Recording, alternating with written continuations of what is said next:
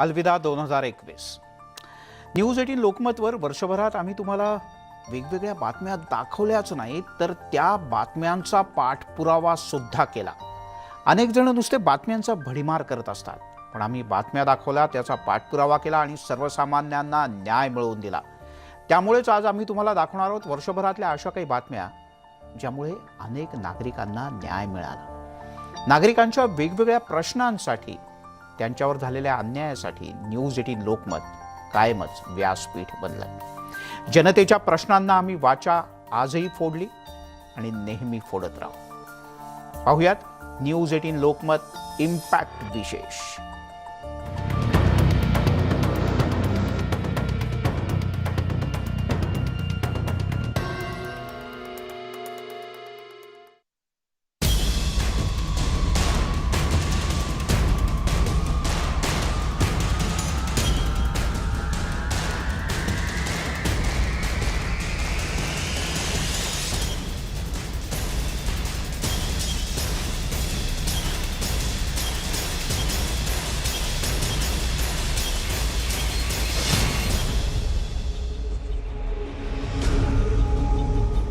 News 18 लोकमतने 30 ऑक्टोबरला राज्यातील bogus बायोडिझेलच्या रॅकेटचा पर्दाफाश केला. राज्यातला सर्वात मोठा घोटाळा चव्हाट्यावर आल्यानंतर राज्यातील पोलीस आणि महसूल यंत्रणा खडबडून जागी झाली आहे. पोलिसांनी केलेल्या कारवाईत आता माफियांचं राजकीय कनेक्शन सुद्धा समोर आलं.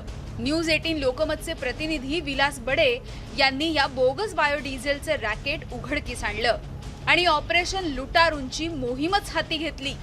ऑपरेशन लुटारू पाहून भल्या भल्यांना घाम फुटला आणि त्यानंतर न्यूज 18 लोकमतच्या बातमीचा दणका म्हणून बडे मासे पोलिसांच्या जाळ्यात सापडले. उस्मानाबाद, सोलापूर, लातूर, अहमदनगर, नांदेड, बीड, जळगाव, धुळे, नंदुरबार, बुलढाणा, वाशिम अशा राज्याच्या वेगवेगळ्या भागातून या काळ्या बाजारात सामील असणाऱ्यांना अटक झाली. बीड पोलिसांनी बोगस बायोडिझेल विरोधात मोठी कारवाई केली. छुप्या मार्गाने बोगस बायोडिझेल घेऊन जाणाऱ्या 2 टँकर मधलं हजारो लिटर बायोडिझेल जप्त करण्यात आलं. खुद्द गृहमंत्री दिलीप वळसे पाटलांनी सुद्धा याची दखल घेतली. तर राज्यभरातल्या बोगस बायोडिझेलच्या काळ्या बाजाराला पोलिसांचंही अभय आहे असं जेव्हा कळलं तेव्हा उस्मानाबादेतील पोलीस निरीक्षकांची तडकाफडकी बदलीही करण्यात आली. बातमी आहे मुंबईतल्या नायर रुग्णालयातल्या अक्षम्य हलगर्जीपणाची. घरातील गॅस सिलेंडरचा स्फोट होऊन त्यामध्ये घरातलं लहान बाळ आणि त्याचे आई वडील गंभीररित्या भाजले होते. मात्र जेव्हा त्यांना नायर रुग्णालयात दाखल करण्यात आलं त्यावेळी तिथले डॉक्टर मात्र फोनवर बोलण्यात व्यस्त होते. हा व्हिडिओ न्यूज 18 लोकमतच्या हाती लागला आणि त्यानंतर न्यूज 18 लोकमतने नायर रुग्णालयाच्या प्रशासनाला धारेवर धरलं. मुंबईच्या महापौर किशोरी पेडणेकर यांनी सुद्धा या प्रकरणाची गंभीर दखल घेतली.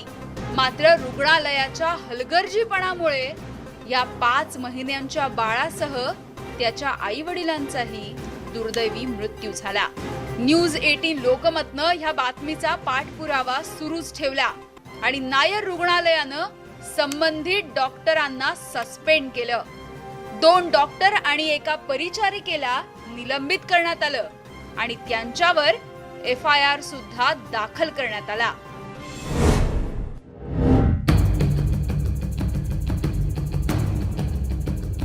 कोरोनाच्या काळामध्ये एकीकडे माणसांना जगवण्याची कसरत सुरू होती तर राज्यामध्ये अनेक ठिकाणी याच परिस्थितीचा गैरफायदा सुद्धा घेतला जात होता. आणि अशीच एक घटना पिंपरी चिंचवड मधली.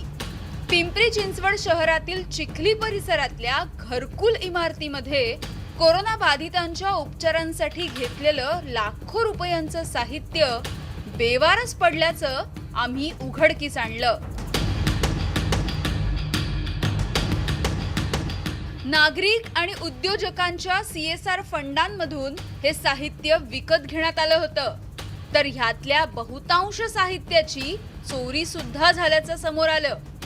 न्यूज 18 लोकमतने हा सगळा प्रकार समोर आणल्यानंतर प्रशासनाची झोप उडाली. उघड्यावर पडलेलं हे सगळं साहित्य ताब्यात घेण्यात आलं आणि त्या साहित्याच्या देखभालीची जबाबदारी असणाऱ्या अधिकाऱ्यांच्या चौकशाही लावण्यात आल्या. तर पिंपरी चिंचवड महापालिकेच्या महापौर माई ढोरे यांनी सुद्धा प्रशासनाला चांगलीच तंबी दिली. तिकडे मनमाडमध्ये सुद्धा अशीच एक घटना घडली. कोरोनाच्या काळामध्ये कुणीही रुग्ण ऑक्सिजन शिवाय दगावू नये यासाठी मनमाडच्या उपजिल्हा रुग्णालयात ऑक्सिजन जनरेशन प्लांट मंजूर झाला. मात्र एका महिन्याचा कालावधी उलटला तरीही या प्लांटचं काम काही सुरू झालं नव्हतं. प्लांट उभारण्यासाठी लागणारी मशिनरी अशीच धूळ खात पडून होती. महावितरण कंपनीच्या हलगर्जीपणामुळे ऑक्सिजन जनरेशन प्लांटचं काम रखडलं होतं. न्यूज 18 लोकमतनं ही बातमी दाखवल्यानंतर अखेर प्रशासनाला जाग आली आणि ह्या प्लांटचं काम मार्गी लागलं.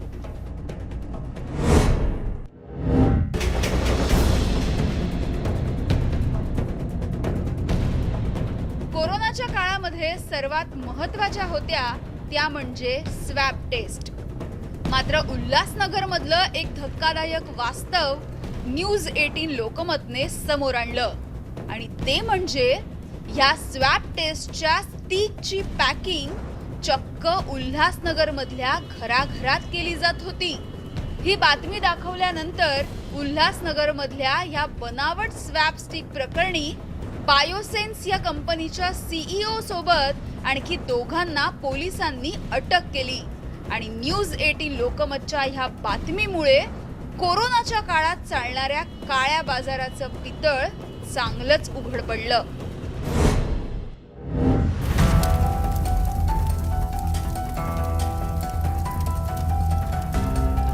राज्यातल्या अनेक रुग्णालयांचं वास्तव अत्यंत किळसवाणं आणि अंगावर काटा आणणारं आहे. ज्या रुग्णालयांमध्ये रुग्णांचे जीव वाचवले जातात त्याच रुग्णालय प्रशासनाच्या भोंगळ कारभारामुळे अनेकांचे बळी गेलेत हे आपण या वर्षातही पाहिलं. आणि अशीच एक दुर्घटना होती भंडाऱ्यातली. भंडारा जिल्हा सामान्य रुग्णालयात लागलेल्या आगीमध्ये 10 नवजात बालकांचा होरपळून मृत्यू झाला आणि त्यानंतर राज्यातील रुग्णालयांचं ऑडिट करण्याचे आदेश सरकारने काढले. मात्र त्या भयंकर घटनेनंतर सुद्धा अनेक रुग्णालयं अशी होती ज्या रुग्णालयातील अग्निशमन यंत्रणाच धूळ खात पडली होती. सांगली आणि मिरजेतीलही काही रुग्णालयांची अवस्था वेशीवर टांगल्यासारखीच. सांगली आणि मिरज इथल्या मुख्य शासकीय रुग्णालय आणि उपजिल्हा रुग्णालयात असुविधांचा बाजार होता. सांगली आणि मिरजेच्या रुग्णालयात आग विरोधी यंत्रणाच नसल्याची धक्कादायक माहिती न्यूज 18 लोकमतने समोर आली. तर ह्या रुग्णालयामधून रुग्णालयाच्या फायर ऑडिटसाठी 1,70,00,000चा प्रस्ताव दिल्याची माहिती सुद्धा समोर आली. आणि न्यूज 18 लोकमतनं हे वास्तव उघडकीस आणल्यानंतर या दोन्ही रुग्णालयांना अग्निशमन विभागाकडून नोटिसा धाडण्यात आल्या. बातमी वर्ध्यातल्या टालाटुले इथल्या प्राथमिक आरोग्य केंद्राबाबत न्यूज 18 लोकमतच्या झालेल्या इम्पॅक्टची.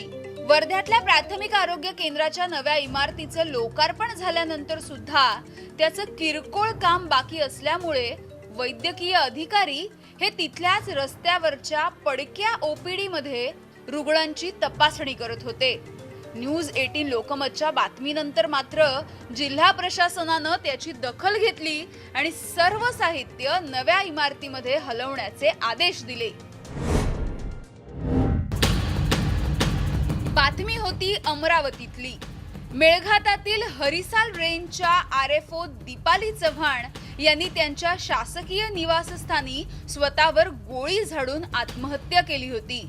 दीपाली चव्हाण यांनी आत्महत्येपूर्वी मेळघाट व्याघ्र प्रकल्पाचे अप्पर मुख्य प्रधान संरक्षण रेड्डी यांच्या नावाने 4 पानांची सुसाईड नोटही पाठवली. मात्र त्यांच्या आत्महत्येनंतरही संबंधित अधिकाऱ्यांवर कारवाई करायला हयगय केली जात होती.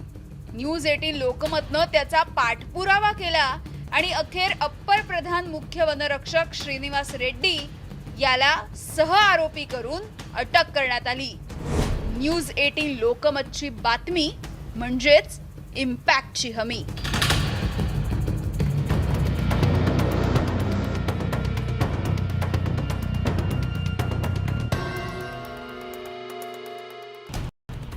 क्रिसमस काळात लागणाऱ्या सेल्सना कोरोना संक्रमणाचा फटका बसलाय. ब्रिटनच्या बॉक्सिंग डे सेलला कोरोनापूर्व काळात 2019 पेक्षा 67% कमी ग्राहकांची नोंद झाली आहे. क्रिसमस काळात सोशल डिस्टन्सिंगचं पालन करण्याचा सल्ला, त्यातच ऑनलाईन शॉपिंगच्या पर्यायामुळे नागरिकांची थेट खरेदीसाठी गर्दी कमी दिसते, असं निरीक्षण रिटेल तज्ज्ञ केट हार्ड कॅसल यांनी नोंदवलंय. ब्रिटनमध्ये दररोज 1 लाखांपेक्षा अधिक कोरोना रुग्णांची नोंद होते. कोरोना आणि त्यामुळे स्टाफ कमतरतेमुळे विमानं रद्द करण्याचा निर्णय अमेरिकेतल्या विमान कंपन्यांना घ्यावा लागतोय. त्यामुळे कोरोनाचा थेट परिणाम सुट्ट्यांच्या हंगामावर होताना दिसतोय. अमेरिकेमध्ये येणारी आणि तिथून उड्डाण करणारी अशी 700हून अधिक उड्डाणं रद्द करण्यात आल्याची माहिती फ्लाईट ट्रॅकिंग वेबसाईट फ्लाईट अवेअरनं दिलेली आहे. ओमायक्रॉन संक्रमणामुळे कर्मचाऱ्यांच्या कमतरतेमुळे विमान उड्डाणं रद्द करावी लागल्याचं डेल्टा, युनायटेड आणि जेट ब्लू कंपन्यांचं म्हणणं आहे. कोरोना व्हायरस लसीकरण दर वाढवण्याच्या प्रयत्नांचा एक भाग म्हणून इस्रायलनं रविवारी शॉपिंग मॉल्समध्ये प्रौढांना आणि मुलांना लस देण्यास सुरुवात केली. या लसीकरणासाठी कोणत्याही नोंदणीची गरज नसून ज्यांना कुणाला लस घ्यायची असेल त्यांनी येऊन लस घ्यावी असं आवाहन प्रशासनानं केलंय. इतकंच नाही तर लस घेतलेल्यांना पिझ्झा, कॉफी किंवा केक आणि आईस्क्रीम ज्यूस असे भेट म्हणून दिली जाते. लसीकरणाची सर्वात आधी सुरुवात करणारा आणि बूस्टर शॉट्स देणारा इस्रायल हा पहिला देश होता. मात्र अलीकडच्या काळात ही मोहीम मागे पडली आहे आणि शेकडो हजारो लोकांनी अजूनही लस घेतलेली नसून आता मात्र ओमायक्रॉनच्या तडाख्यामुळे पुन्हा लस घेण्याकडे कल दिसतोय. वायव्य चीनच्या शानक्सी प्रांताची राजधानी शियान येथे शनिवारी 155 कोरोनाबाधित रुग्ण आढळलेले आहेत. गेल्या काही आठवड्यात एकाच दिवसात इतके रुग्ण आढळल्याची ही पहिलीच वेळ आहे, असं महानगरपालिका आयुक्त आरोग्य अधिकाऱ्यांनी रविवारी पत्रकार परिषदेत सांगितलं. 155 नवीन प्रकरणांपैकी 92 रुग्ण क्वारंटाईन सेंटर्सवर आढळले. 56 न्यूक्लिड ऍसिड चाचणीमध्ये आढळले आणि वैद्यकीय उपचार घेत असताना 7 जणांना कोरोना व्हायरसचं निदान झालंय. रविवारपर्यंत संपूर्ण शहरामध्ये एकूण 485 कोरोना बाधितांची नोंद झाली असून 4 जण गंभीर स्थितीत आहेत. रविवारी पश्चिम कॅनडामध्ये थंडीची झळ बसली होती. विक्रमी कमी तापमानामुळे शहर अत्यंत गंभीर परिस्थितीमध्ये होती. एन्व्हायरमेंट कॅनडाच्या म्हणण्यानुसार सास्काटून शहरासह अनेक ठिकाणी कडक थंडीचा इशारा दिला होता. सरकारी एजन्सीनं सांगितलं की कॅनडाच्या वायव्य प्रदेशातील रॅबिट कॅटलमध्ये रविवारी दुपारी कॅनडातील सर्वात थंड ठिकाणी -50 किंवा -58 इतकं तापमान होतं. एजन्सीचं म्हणणं आहे की जेव्हा खूप थंड तापमान किंवा वाऱ्याच्या थंडीमुळे हायपोथर्मिया सारख्या गोष्टींचा धोका संभावतो. ऑस्ट्रेलियाचं पश्चिमेकडील महत्त्वाचं शहर पर्थच्या पूर्वेकडील 55 किलोमीटर भागात सोमवारी 2 ठिकाणी वणवा लागला होता, जो अग्निशमक दलाने आटोक्यात आणण्यात यश मिळवलेलं आहे. पर्थच्या पूर्वेकडील वुरोलू येथे लागलेल्या आगीत एक घर आणि काही दुकानं खाक झाली. काही बाधित क्षेत्रांसाठी दिलेले आपत्कालीन इशारे प्रशासनाकडून अजूनही कायम आहेत.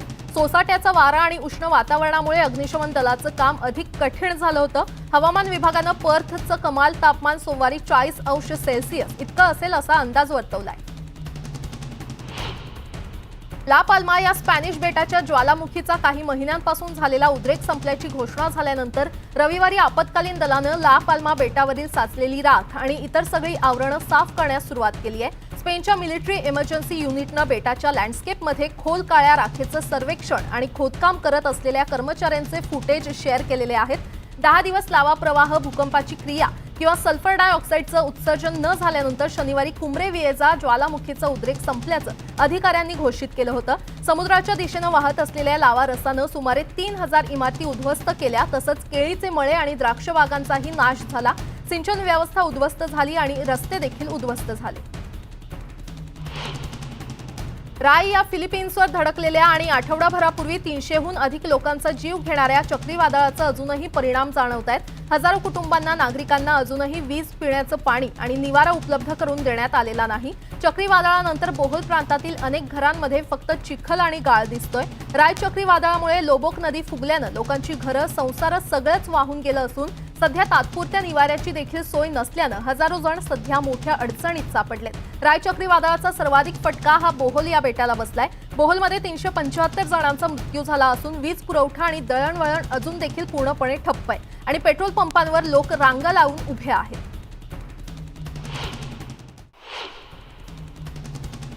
भारतात गेल्या 24 तासात कोरोनाच्या 6,531 नव्या संक्रमितांची नोंद झाली आहे। 7,141 जणांना डिस्चार्ज देण्यात आलेला आहे। सध्या देशात 75,841 जणांवर उपचार सुरू आहेत, तर देशात ओमायक्रॉनच्या 578 रुग्णांची नोंद झाली आहे। फ्रान्स आणि इटलीमध्ये दररोजच्या रुग्णसंख्येमध्ये शनिवारी मोठी वाढ झाली आहे। फ्रान्समध्ये शनिवारी 1,04,611 नवीन रुग्णांची नोंद झाली आहे। देशात कोरोना संक्रमण सुरू झाल्यापासूनची ही सर्वाधिक रुग्णसंख्या आहे। एकूण रुग्णांची संख्या ही 90,88,000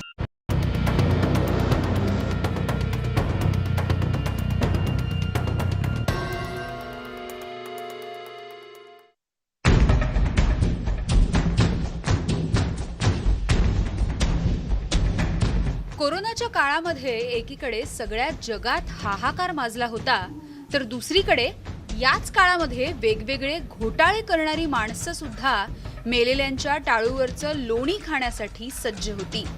अशाच परिस्थितीचा फायदा घेणारी घटना बीडमध्ये घडली।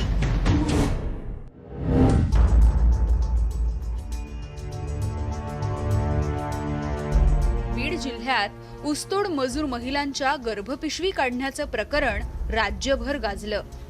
15 महिन्यात तब्बल 651 महिलांची परवानगी घेऊन गर्भपिशव्या काढण्यात आल्या। बीड जिल्हा रुग्णालयाच्या तुलनेत खासगी रुग्णालयांमध्ये या शस्त्रक्रिया होण्याचं प्रमाण अधिक होतं, अशी धक्कादायक माहिती सुद्धा समोर आली। न्यूज 18 लोकमतने ही बातमी दाखवल्यानंतर राज्याच्या आरोग्य मंत्र्यांनी त्वरित चौकशी समिती नेमण्याचे आदेश दिले। इतकंच नाही तर विनाकारण गर्भपिशवी काढण्यासाठी प्रवृत्त करणाऱ्या खासगी डॉक्टरांवर कारवाई करण्याचे संकेतही देण्यात आले। आरोग्य मंत्र्यांच्या या आदेशामुळे खासगी डॉक्टरांचे धाबे चांगलेच दणाणले।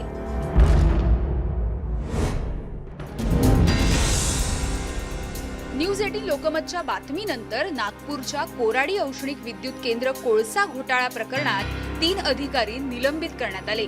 दुय्यम कोळसा घेऊन जाणाऱ्या ट्रकला खोट्या क्रमांकाचे स्टिकर्स चिटकवून ह्या गाड्या चक्क नागपूर औष्णिक विद्युत केंद्रामध्ये सोडल्या जात होत्या। या प्रकरणाचे व्हिडिओ न्यूज 18 लोकमतच्या हाती लागले आणि ही बातमी न्यूज 18 लोकमतने दाखवल्यानंतर ऊर्जा विभागाला खडबडून जाग आली। या बातमीनंतर चौकशी समिती स्थापन झाली।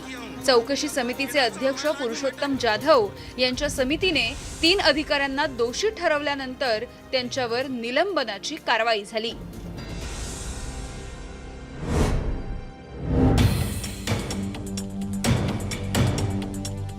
आता बातमी मनमाड कृषी उत्पन्न बाजार समितीबद्दल।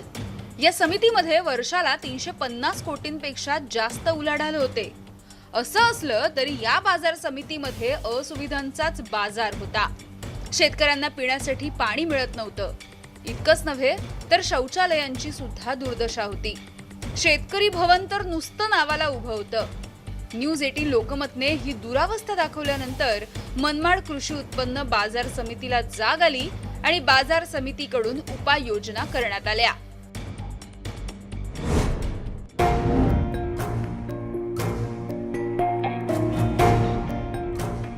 23 जुलै 2021 ची रात्र साताऱ्यातील पाटण तालुक्यातील मिरगाव, आंबेघर, ढोकावळे या 3 गावांसाठी काळ रात्र ठरली, कारण या गावांवर दुःखाचा डोंगरच कोसळला। दरड कोसळून अनेक कुटुंब बेघर झाली, तर अनेकांना आपला जीव सुद्धा गमवावा लागला। सरकारने या दरडग्रस्त गावांसाठी मदतीची घोषणा केली आणि तात्पुरतं पुनर्वसन झालं असं सुद्धा जाहीर केलं। मात्र सत्य परिस्थिती काही वेगळीच होती। काही गावांमध्ये निवारा शेड उभारण्यात आली, तर काही गावांना तात्पुरतं गावच्या शाळेमध्ये स्थलांतरित करण्यात आलं होतं। न्यूज 18 लोकमतनं घटनास्थळावरती जाऊन या परिस्थितीचं वास्तव समोर आणलं। न्यूज 18 लोकमतने दरडग्रस्तांची व्यथा मांडल्यानंतर शासन आणि स्थानिक प्रतिनिधी यांनी ह्याची दखल घेतली आणि त्यांना तात्काळ मदत पुरवली आणि यामधूनच दरडग्रस्तांना 58 निवारा शेड बांधून देण्यात आल्या।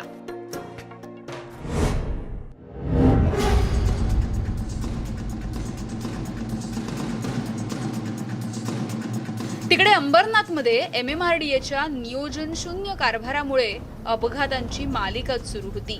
अंबरनाथ शहरामधून जाणाऱ्या कल्याण बदलापूर ते पुणे महामार्गावरती अगदी मधोमध 6 ठिकाणी 3 फुटांपेक्षा अधिक उंचीच्या भिंतीच बांधल्या होत्या.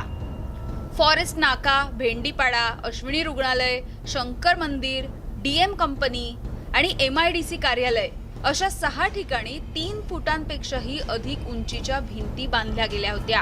राज्य महामार्गाखालून गेलेल्या जलवाहिन्या स्थलांतरित न करता त्याच्या झडपा झाकण्यासाठी हा अजब कारभार करण्यात आला होता. आणि यामुळेच अपघात होण्याचं प्रमाण वाढलं होतं. कारण महामार्गावरच्या या भिंती म्हणजे अपघातांची द्वारं होती. न्यूज 18 लोकमतने याचा पाठपुरावा करताच या भिंती तोडण्यात आल्या आणि त्यामुळे कारवाईनंतर वाहन चालकांनी सुद्धा न्यूज 18 लोकमतचे आभार मानले.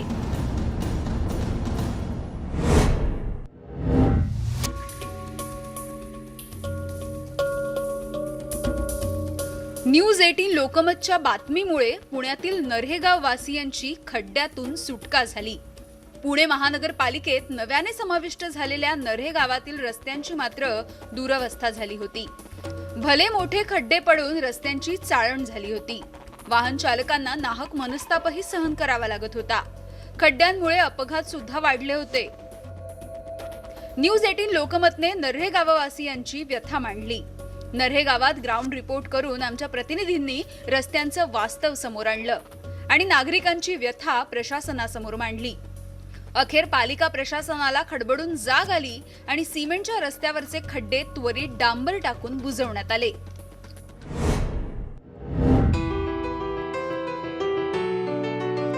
न्यूज 18 लोकमतच्या बातमीनंतर पुण्यातील एका विधवेला समाजात नव्याने उभं राहण्यासाठी साथ मिळाली.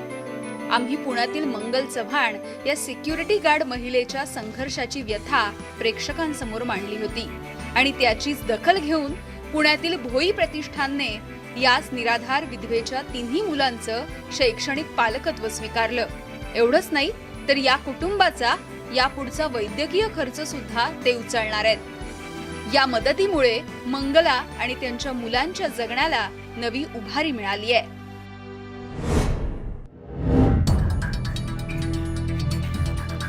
राज्यात लॉकडाऊन लावण्यात आला आणि सर्वसामान्यांची लाईफलाईन असलेली लोकल बंद पडली. हळूहळू बऱ्याच ठिकाणी लोकल सेवा सुरू करण्यात आली.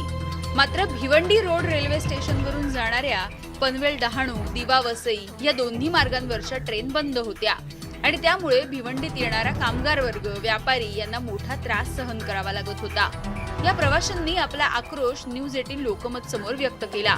न्यूज 18 लोकमतने ह्या रेल्वे प्रवाशांच्या अडचणी सरकारसमोर मांडल्या आणि मग आमच्या पाठपुराव्याला यशही आलं. प्रशासनाने वसई रोड, दिवा, पनवेल ह्या मार्गावरची मेमू सेवा पूर्ववत केली.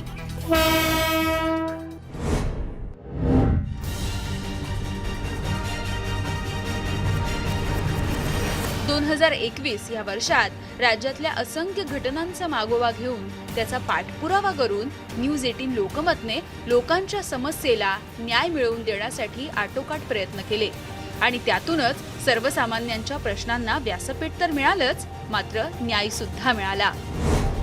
न्यूज 18 लोकमतची बातमी म्हणजे इम्पॅक्टची हमी.